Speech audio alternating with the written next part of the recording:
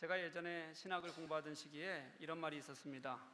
교회에 담임을 나가면 주보 한 글자 바꾸는데 1년 기다려라. 그리고 강대상 위치 바꾸려면 3년을 기다려라. 뭐 옛날 얘기입니다. 30년도 더 넘은 때 우리는 그렇게 배웠습니다. 이거 강대상인가요, 이게? 이게 설교단이라고 불러야 돼요? 강대상이라고 불러야 돼요?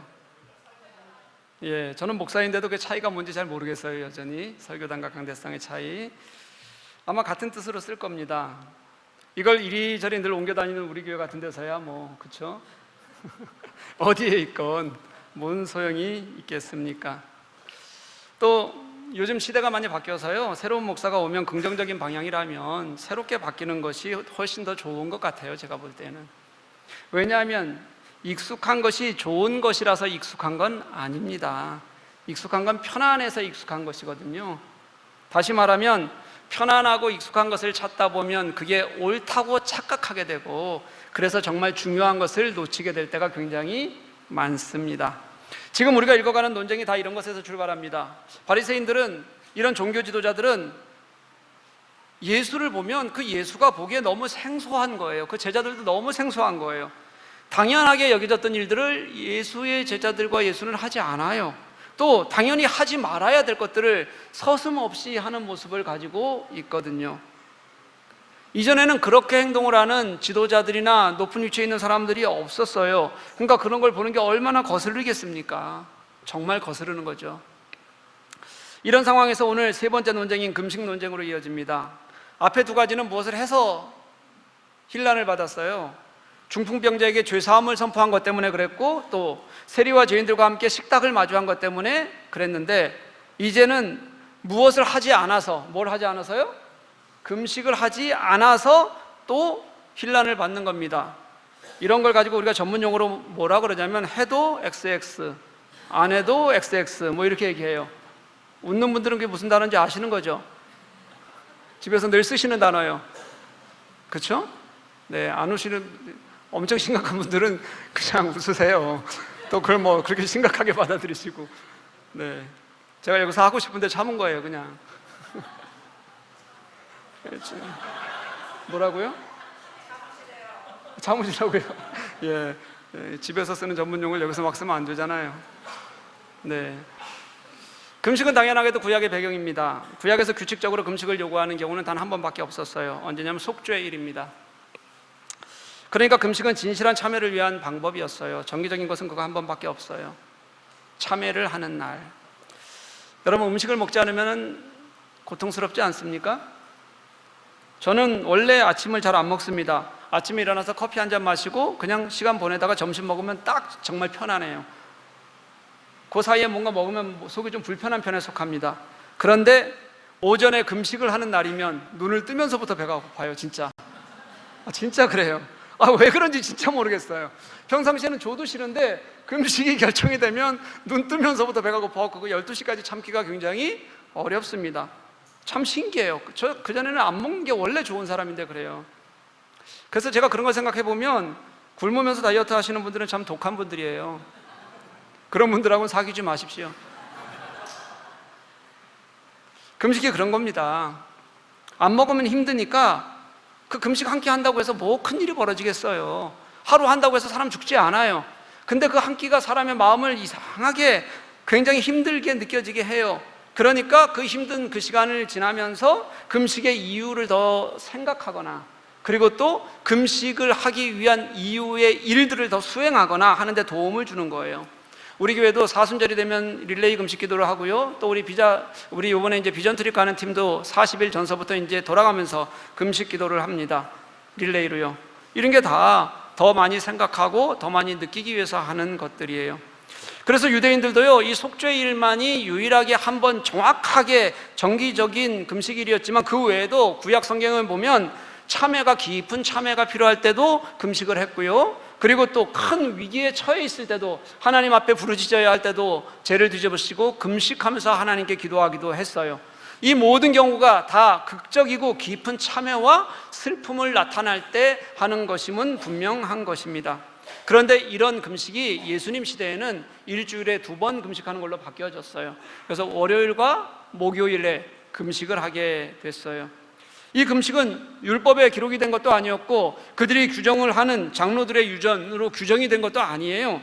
그냥 말 그대로 자발적인 금식이었는데 이 자발적인 금식이 모두에게 강요되는 금식으로 그렇게 바뀌어 버린 겁니다. 전통이 된 거죠. 오늘 본문은 바로 이런 배경 안에서 이 금식의 문제로 종교 지도자들이 예수님과 예수님의 제자들에게 시비를 걸어오는 겁니다. 요한의 제자들과 바리새인들은 금식을 하는데 왜 예수님의 제자들만 금식을 하지 않는 겁니까? 하고 따져 묻는 거죠. 이렇게 따져 물었더니 예수님께서 세 개의 비유를 드셨어요. 하나는 혼인잔치의 비유고요, 두 번째는 낡은 옷을 입는데 새 천을 사용할 수 없다는 거예요. 그리고 세 번째는 새 술은 새 부대에 담아야 한다고, 그렇게 세 가지 비유를 들어서 말씀해 주셨어요. 먼저 결혼식 얘기부터 한번 보도록 하겠습니다. 19절 말씀 같이 한번 읽어봤으면 좋겠어요. 같이 한번 19절 읽겠습니다. 시작. 예수께서 그들에게 이르시되 혼인집 손님들이 신랑과 함께 있을 때에는 금식할 수 있느냐? 신랑이 함께 있을 동안에는 금식할 수 없느니라. 아멘. 여러분 결혼식 가보셨어요? 누가 남의 결혼식에 가서 금식을 합니까? 물론 아까 말씀드렸다시피 굶으면서 다이어트 하는 사람은 거기서도 안 먹는 분들이 좀 있긴 있어요. 네, 그건 그렇고 원래 이 유대인들에게 금식은 뭘 상징한다고요? 회개와 눈물을 상징한단 말이에요. 그러니 일부러 분위기를 망치려고 하는 사람이 아니라면, 작정하지 않는다면 아무도 남의 즐거운 잔치자리에 가서 금식하고 참회의 눈물을 흘리지는 않습니다. 그건 집에서 해야죠. 바리새인들은 외적으로 금식을 했어요. 일주일에 두 번 금식하는 게 너무 자랑스러워서 나는 이런 경건한 사람이야 이렇게 금식을 했는데요, 자기가 뭐라도 된 것처럼 근엄하게 결혼식에 가서 나는 금식하는 경건한 사람이야, 나 안 먹어, 그리고 딱 자리 잡고 앉아 있으면 얼마나 꼴 보기가 싫겠습니까? 당연히 그렇지 않겠어요, 여러분? 네, 결혼 얘기하니까 제가 얘기 하나 할게요. 제 딸하고요, 우리 이재훈 집사님 아들하고 23일 날 결혼식을 해요. 9월에. 몇 시요? 12시요. 맞나? 몰라요. 하여튼 그쯤일 거예요. 네. 근데 아는 분도 있고 모르는 분도 있을 텐데 왜 나는 청첩장을 안 주시나 이렇게 생각하시는 분들이 있으시더라고요. 아무도 우리 교회 분들에게는 안 드렸습니다. 왜 그러냐면 이 두 아이들이 돌리다가 혹시라도 한 분이라도 빼먹을까 봐, 그러면 안 되잖아요, 교회에서는. 그래서 광고를 일주일 전에 광고 한번 하고 결혼식을 하려고 했는데 자꾸 청첩장이 안 와서 나는 오지 말라는 건가? 라고 생각하시는 분들이 있으시더라고요. 아닙니다, 여러분. 누구에게도 혹시라도 차별이 될까 봐 안 돌린 거고요, 일주일 전에 그냥 광고하려고 그랬던 거예요. 오셔서 축하해 주시고 점심 식사하시고 가시면 좋겠어요. 잔치에 오셔서 금식하지 마십시오. 그거 아주 안 좋은 겁니다. 목사가 교우들에게 어떤 식으로든 우리 집사님들하고도 상의했는데 부담을 줘서는 안 되기 때문에요, 그냥 축의금은 절대 받지 않습니다. 정중히 사용하니까 그냥 식사하고 가시면 돼요. 모든 분들이 오셔서 같이 식사하시면 됩니다. 그럼 여러분, 예수님은 왜 갑자기 금식에 관한 질문을 이 잔치에 비유하셨을까요? 지금 바리새인들은 금식을 하는 것과 결혼하는 것의 차이에 대해서 무슨 관계가 있는지 아마 잘 모를 거예요. 왜냐하면 이 숨겨진 의미를 그들은 알 수가 없거든요. 뭐냐면 제가 2장을 시작하면서 5개의 논쟁이 이어질 텐데 이 논쟁들이 하고 싶은 말이 있다고 했어요. 그게 뭐냐면 논쟁이 깊어지면 깊어질수록 예수님이 누구신지, 무엇을 하시기 위해 이 땅에 오셨는지를 설명해 간다는 거예요. 다시 말하면 예수님의 정체성이 점점 더 깊어지게 되고 확실하게 드러난다는 겁니다. 오늘 논쟁도 마찬가지예요. 다른 사람들은 금식하는데 당신들은 왜 금식하지 않습니까? 라는 질문에 갑자기 결혼식 예를 드는 이유는 지금은 금식할 때가 아니라 잔치를 벌여야 될 때라고 말씀하기 위해서 그러는 겁니다. 왜 갑자기 잔치 얘기하냐고요? 이상하죠? 이런 때 왜 갑자기 잔치 얘기를 해요? 무슨 얘기냐면 예수님은 지금 잔치라는 키워드를 가지고 하고 싶으신 게 뭐냐면 예수께서 이 땅에 오신 것은 하나님 나라를 위해서 왔다고 말씀하고 싶으신 거예요. 지금 이 시간은 예수께서 펼치시는 하나님 나라라는 잔치와 축제예요. 예수님이 이 땅에 계시는 자체가 하나님 나라를 가르치시고 세워가기 위한 하나님 나라의 운동을 말하는 것이라면 이 기간은 당연히 그 예수와 함께 마음껏 먹고 즐기고 마시고 혼인잔치처럼 그렇게 보내야 한다는 겁니다. 기쁨으로 참여해야 하는데 여기에 중요한 것 한 가지만 기억하면 돼요. 뭐냐면 그 잔치의 신랑이 누구시라는 거예요? 예수님이시라는 거예요. 그래서 지금이 예수께서 메시아로서 신랑에 비유되는 잔치에 우리를, 혼인잔치에 우리를 부르신 거라면 지금은 당연히 기뻐해야 될 때지 금식해야 될 때가 아니라는 거예요. 사랑하는 여러분, 예수님은 메시아로 이 땅에 오셨습니다. 예수님은 우리가 어떻게 할 수 없는 우리 인간의 죄로 인한 암울하고 억눌리고 갇힌 우리들을 해방시키시고 고치시고 그를 통해서 하나님 나라를 세우기 위해서 이 땅에 오셨어요. 그분이 오셔서 했던, 세상에 나가서 첫 마디가 뭐냐면 회개하고 그리고 하나님 나라의 복음을 선포하는 거였어요. 하나님 나라 그냥 얻어지는 게 아닌 건 맞아요, 여러분. 가슴을 치는 참회가 있어야 돼요. 애통함이 있어야 합니다. 그리고 내가 그 애통함을 가지고 새로운 삶으로 나아가는 결단이 있어야 하는 거죠. 예수님께서 참여하시는 잔치에 참여하려면 내가 어떤 존재인지 알아야 되는 건 분명해요, 여러분. 내가 얼마나 죄인인지, 나의 존재적인 이유, 존재적인 이 죄인됨에 대해서 분명한 참회와 통곡이 있어야 해요. 그래서 회개하라고 먼저 가르치신 거예요. 그런데 그 다음은 계속해서 죄책감에 시달리는 거 아니고요, 그리고 금식한다고 하면서 그것이 자신의 의를 나타내는 행동으로 살아가는 게 아니라, 그래서 우리가 그 죄책감이나 그것 때문에 자꾸 신앙에서 퇴행하는 것이 아니라 참회를 통해서 하나님 나라를 소망하고 그 하나님 나라를 살아가는 결단과 기쁨, 그리고 그 안에서 하나님이 내게 주시려고 하는 은혜를 누리는 그런 소망이 우리들에게 있어야 된다는 거예요. 여러분, 교회 오면 즐거워야 됩니다. 그래서요, 교회 와서 인상 쓰고 있지 마십시오. 뭐 이렇게 불만이 많아요, 여러분. 제가 원래 그래요. 여러분이라도 웃으세요. 저는 가만히 있으면 원래 화난 것 같아서. 나 좋아서, 그저 내게 채워주시는 게 좋아서가 아니라요, 함께 하나님 나라를 만들어가는 기쁨이 있어서 그것을 경험하는 곳이라서 좋은 곳이 바로 교회가 되어야 합니다. 믿으십니까? 여러분, 외부에서 사람들이 오면 우리 교회 보면은 뭐라고 얘기할 것 같아요? 밝다 그럴 것 같아요? 어둡다 그럴 것 같아요? 우리도 방문하시는 분들이 있으시잖아요. 밝다 그럴 것 같아요?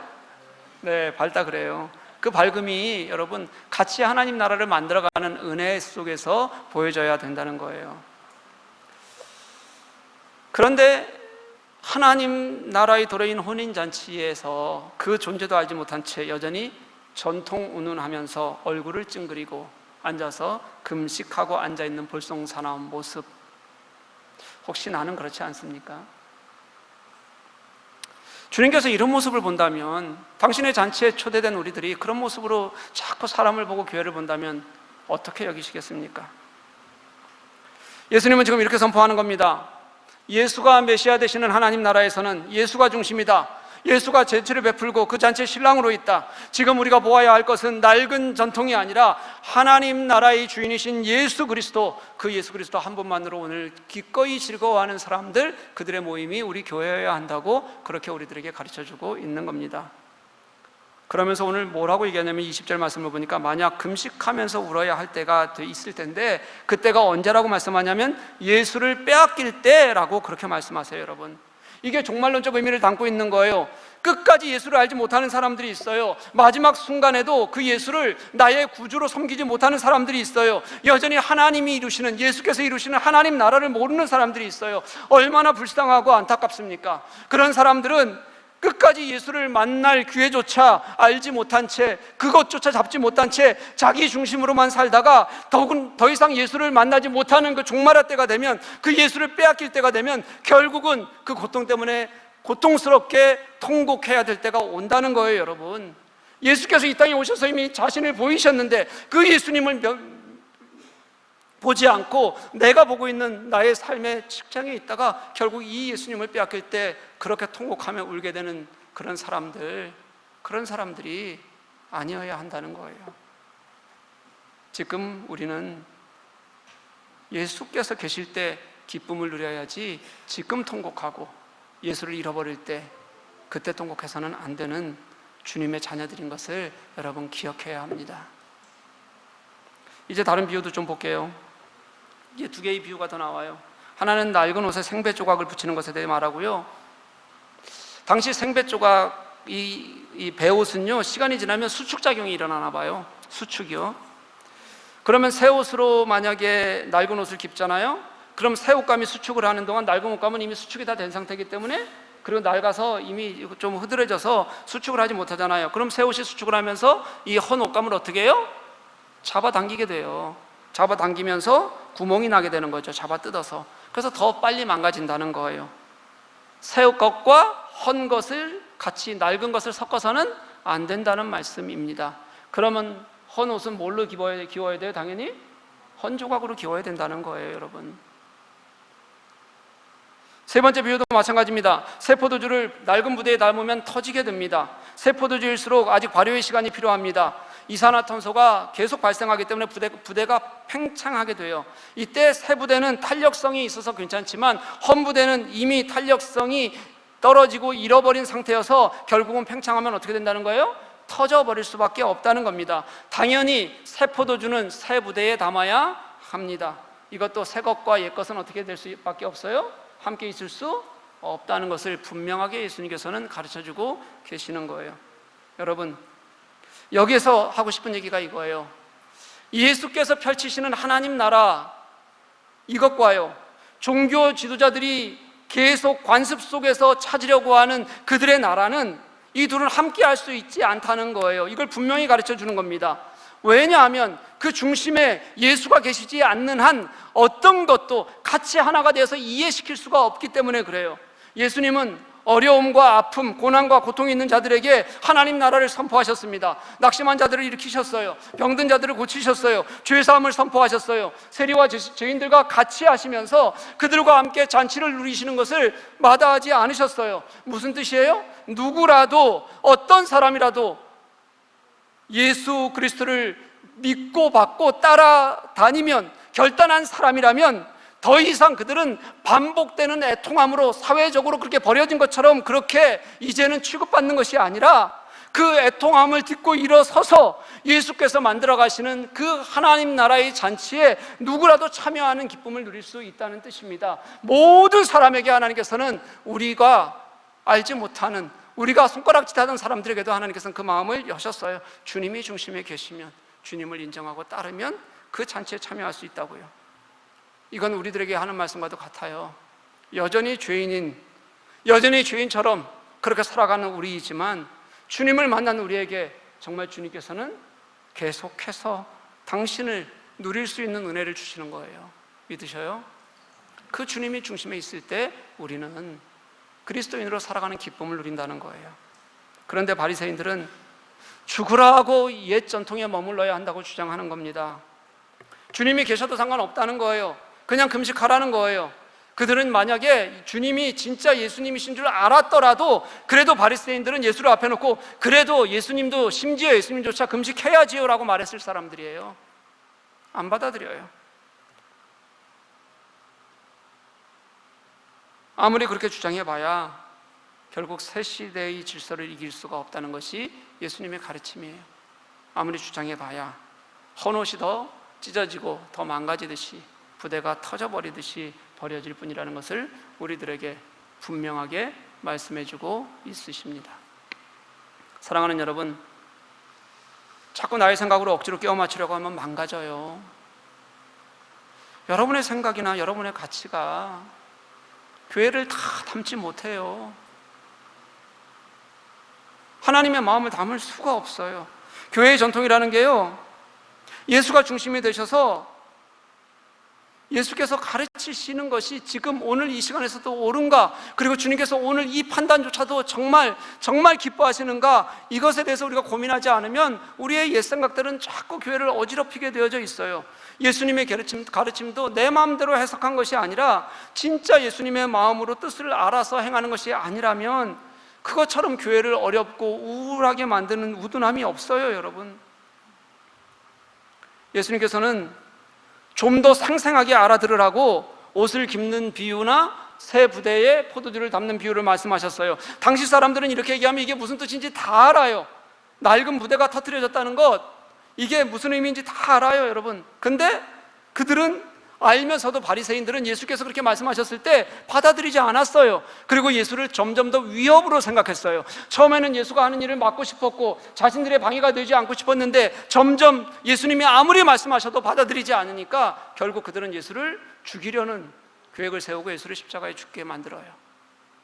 아무리 잘 가르쳐 주려고 해도 그렇게 자신에게 다친 사람이 가지고 있는 마지막 순간들을 그렇게 우리는 보게 되는 거예요. 새 포도주가 헌 가죽에 부어졌을 때 버리게 되느니라 라는 단어를 써요.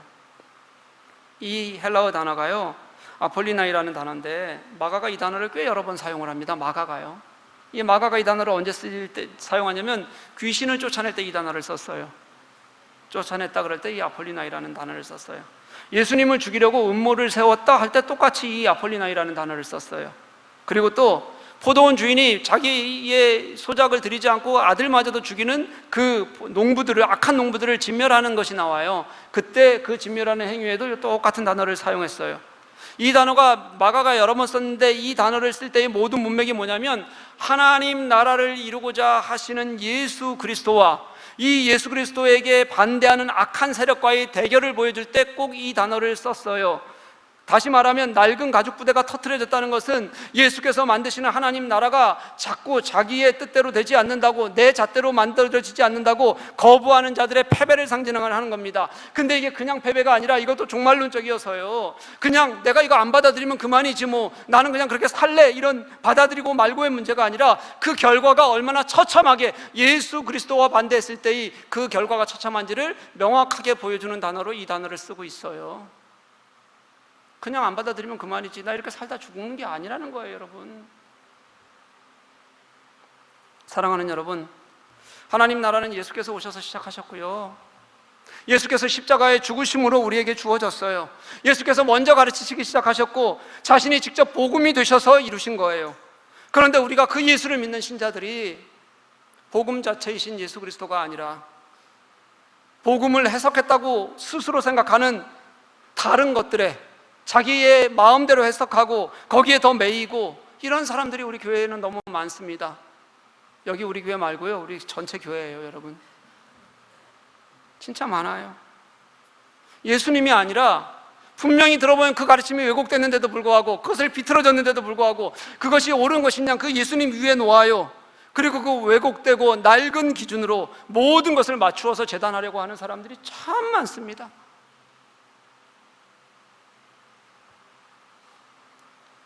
이과 강대상 있으면 어떻고 없으면 어때요?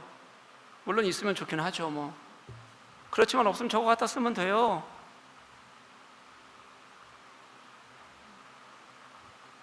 이 강대상보다 더 중요한 것은 이 자리에서 선포되는 말씀이 거짓 선지자들의 그런 사탕발림 같은 말씀이 아니라 하나님께서 당신의 말씀을 대언하셔서 그 말씀이 온전히 전해지고 그 말씀 속에서 성도들이 깨어지고 하나님 나라를 살게 하는 은혜가 있어야, 그래야 이 강대상도 역할을 하는 거 아닙니까? 이게 무엇이면 무슨 의미가 있겠습니까? 이걸 어디다 치우는 게 뭐가 그렇게 중요해요? 얼마짜리가 뭐가 그렇게 중요해요? 22절 말씀 한번 보십시오. 마지막 문장이 어떻게 되어져 있냐면 오직 새 포도주는 새 부대에 넣느니라 이렇게 되어져 있어요.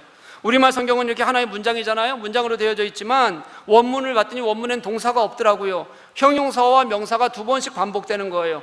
이걸 그러면 동사가 없으니까 우리식으로 해석을 해보자면, 표현해보자면 어떻게 되냐면 새 포도주는 새 부대에 라는 슬로건 같은 거예요. 새 포도주는 새 부대에, 이런 슬로건 같은 거예요. 하나님 나라는 여러분 설득이 아니에요.